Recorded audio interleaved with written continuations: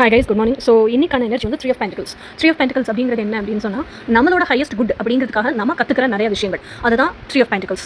இன்னொன்று இந்த 3 of Pentaclesல கார்டை எப்படி ரெப்ரசென்ட் பண்ணியிருப்பாங்கன்னா, ஒரு மதகுரு இருப்பார், அந்த சர்ச்சினுடைய ஃபாதர் இருப்பார், அந்த சர்ச்சில் ஒரு ஸ்டூடெண்ட் சின்ன பையன் இருப்பான். ஸோ இந்த மதகுரு வந்து ஃபாதருக்கு சொல்லி தருவார். ஃபாதருக்கு சொல்லி தரும்போதே அந்த ஸ்டூடெண்ட் வந்து இதெல்லாம் ஃபாதர் சொல்லி தரது அவன் கேட்பான் இல்லையா, நிறைய விஷயம் observe பண்ணிப்பான்.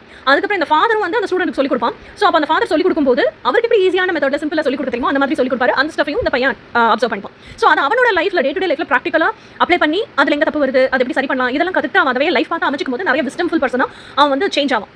Okay, so this is what is learning for your highest good. அப்போ நீங்கள் எந்த கோல் இலக்கை நோக்கி மார்ச் ஃபார்வர்ட் பண்ணுறீங்களோ, எதுக்காக ஆம்பிஷியஸாக இருக்கீங்களோ, உங்கள் கோர் வேல்யூ என்னன்னு தெரிஞ்சிருச்சு அப்படின்னு சொன்னால் அதை நோக்கி நீங்கள் நகரும்போது இதுவே வந்து உங்கள் வாழ்க்கை பாதையை அமைச்சிக்கிட்டே வரும். பேவ் தி வே அப்படின்னு சொல்லுவாங்கல்ல, இந்த லேர்னிங், இந்த விஸ்டம், இதுவே உங்களை டெஸ்டினியை நோக்கி கூட்டிகிட்டு போகும். இதுதான் இன்னைக்கான எனர்ஜி. ஸோ நாளைக்கான எனர்ஜி என்னன்னு சொல்லிட்டு நாளைக்கு பார்ப்போம்.